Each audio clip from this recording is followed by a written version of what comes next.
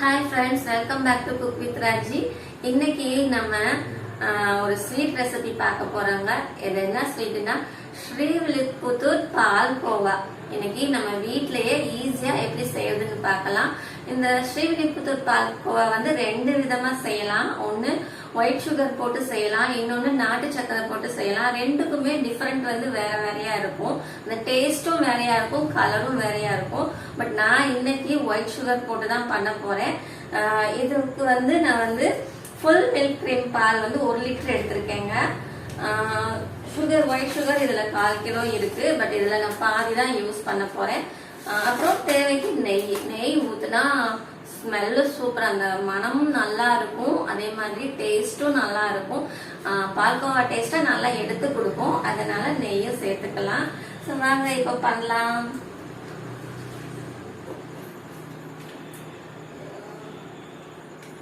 பால் வந்து நல்லா கட்டி பாலா தான் இருக்குங்க. ஃபுல் கிரீம் பால் வாங்கிக்கோங்க, அப்பதான் இதுக்கு நல்லா இருக்கும்.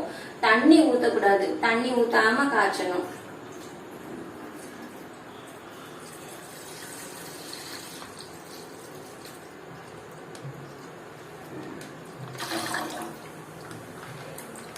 ஒரு லிட்டர் பால் ஊத்தியாச்சு. இப்ப ஸ்டவ் பத்த வச்சிடலாம்.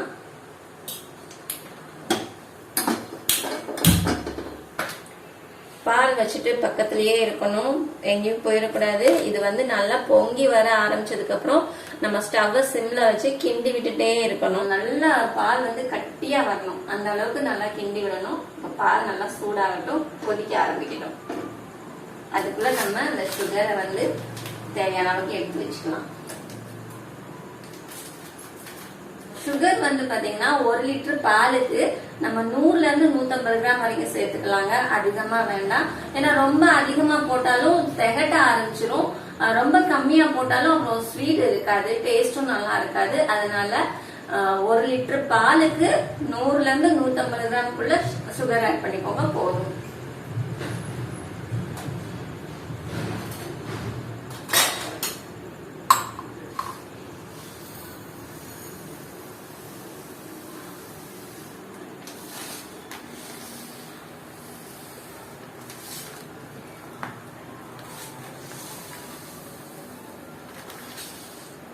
இது 150 கிராம் வருங்க.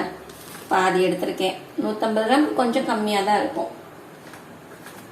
நம்ம சுகரை வந்து உடனே போட்டுறக்கூடாது. பால் நல்லா கொதி வந்ததுக்கு அப்புறம் நம்ம போட்டுக்கலாம். பால் வந்து பொங்குற ஸ்டேஜ் வந்துருச்சு. கிட்ட பண்ணாங்க. இந்த ஸ்டேஜ் வரவும் பொங்க ஆரம்பிக்கவும் நம்ம ஸ்டவ் சிம்ல வச்சுக்கலாங்க. ஏன்னா ஹை ஃப்ளேம்ல வச்சோம்னா பால் எல்லாம் பொங்கி வேஸ்ட் ஆயிடும். அதனால ஸ்டவ் சிம்ல வச்சுட்டு கிண்டி விட்டுட்டே இருக்கணும், கை விடாம கிண்டிட்டே இருக்கணும். அப்படி இல்லைன்னா அடி பிடிச்சிரும்.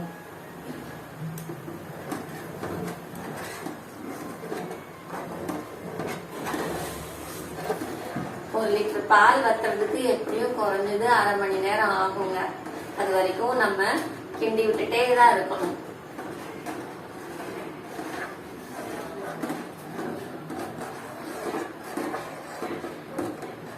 சைட்ல உள்ளதெல்லாம் இந்த மாதிரி அப்பப்ப எடுத்து விட்டுருங்க, இல்லைன்னா சைட்ல பிடிச்சிரும்.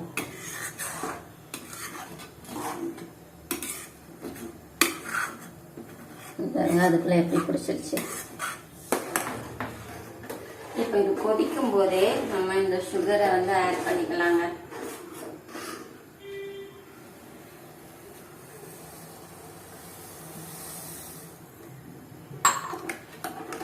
பண்ணிட்டு இது நல்லா கட்டியாகிற வரைக்கும் கிண்டி விட்டுட்டே இருக்கணும்.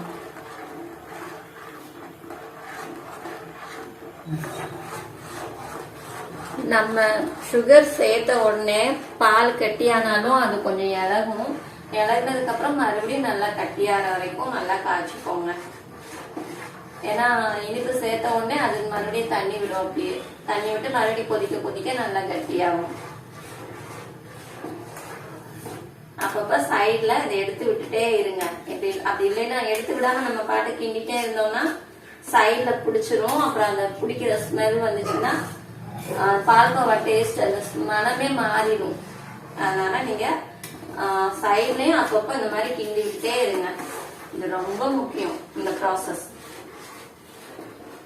பால்கோவா கிண்டும் போது பாத்திரம் வந்து அடிகனமான பாத்திரமா வச்சுக்கோங்க. நான் கொஞ்சம் இது லேசா இருக்கிறதுனால நம்ம என்னதான் கிண்டுனாலும் லைட்டா பிடிக்கதான் செய்யுதுங்க. பாருங்க கலர் வந்து மாறுதா, அந்த ஒரு மாதிரி கைவிடாம கிண்டிட்டே இருக்கேன், அப்படியும் இந்த மாதிரி இருக்கு. ஸோ அதனால நீங்க அடிகனமா இருக்கிற பாத்திரத்தை நீங்க வச்சுட்டு கிண்டும் போது இந்த இது வராது.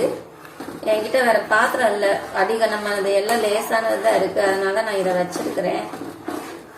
கைவிடாம கிண்டுனாலும் அந்த பாத்திரம் லேசா இருக்கிறதுனால லைட்டா அந்த இது பிடிக்கிற மாதிரி இருக்குதா, அதனால பாருங்க எந்த மாதிரி வருது கலரு. பாத்திரம் அடிக்கணும் உள்ளதா வச்சுன்னா இந்த மாதிரி ப்ராப்ளம் வராது. பட் ஆனால் டேஸ்ட் எல்லாம் ஒன்றும் ஆகாது, மாறாது, நல்லா இருக்கும். கலர் மட்டும் அங்கங்க அந்த மாதிரி ஒரு மாதிரி திட்டத்திட்டா தெரியும், அவ்வளோதான்.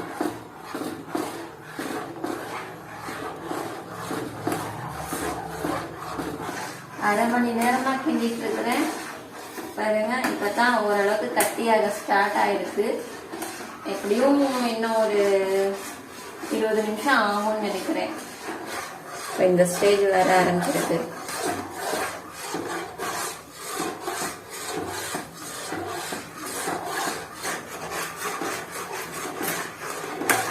நல்லா கட்டியாக ஆரம்பிச்சிருச்சுங்க. இந்த ஸ்டேஜ் வரவும் நம்ம கொஞ்சம் நெய் சேர்த்துக்கலாம்.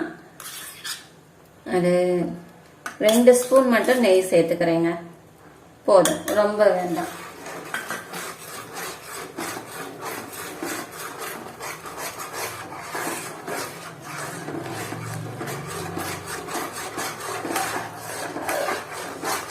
இதில் உங்களுக்கு தேவைப்பட்டா நீங்கள் ஏலக்காய் சேர்த்துக்கலாம்.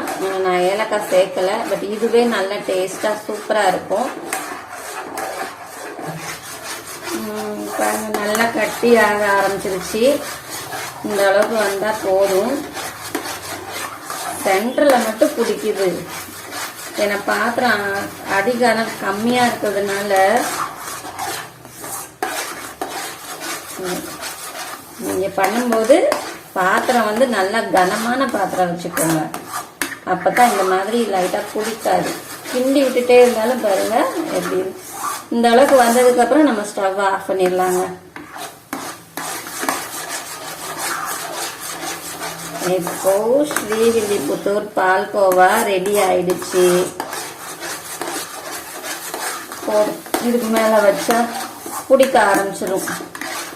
பாருங்க நல்லா இருக்கும். இங்க சென்டர்ல பிடிக்க ஆரம்பிச்சிருச்சு. ஆஃப் பண்ணிக்கலாம், அவ்வளவுதான்.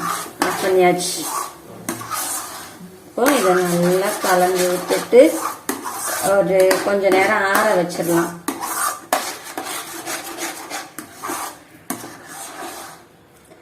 ஆறின உடனே நல்லா கட்டி சேர்ந்துடும்.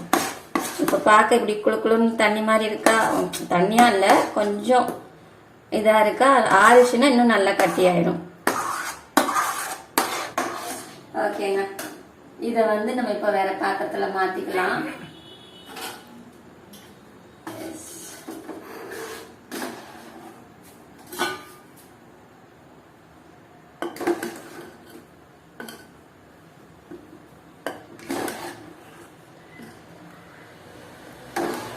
ஸ்ரீவில்லிபுத்தூர் பால்கோவா ஈஸியா நம்ம வீட்லயே ரொம்ப சீக்கிரமா செஞ்சிடலாங்க. ரொம்ப சீக்கிரம் 1 hour ஆகும். 1 லிட்டர் பாலுக்கு 1 மணி நேரம் ஆகும். என்ன நம்ம கடையில வாங்கி சாப்பிட்றத விட இது நல்லா டேஸ்டாவும் இருக்கும், சத்தாவும் இருக்கும். ஸ்ரீவில்லிபுத்தூர் பால்கோவா ரெடிங்க.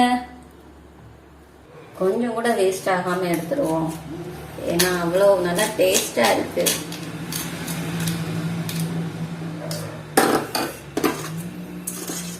பாருங்க அப்படியே எவ்வளவு தண்ணியா இருந்தது, இப்ப எவ்வளவு கட்டி ஆயிடுச்சு பாத்தீங்களா. டேஸ்ட் பாத்துருவோம் எப்படி இருக்குன்னு. சூப்பருங்க, அப்படியே அல்வா மாதிரி கரையுது வாயில வச்ச உடனே. ஸ்ரீவில்லிபுத்தூர் பால்கோவானா ஸ்ரீவில்லிபுத்தூர் பால்கோவா தாங்க.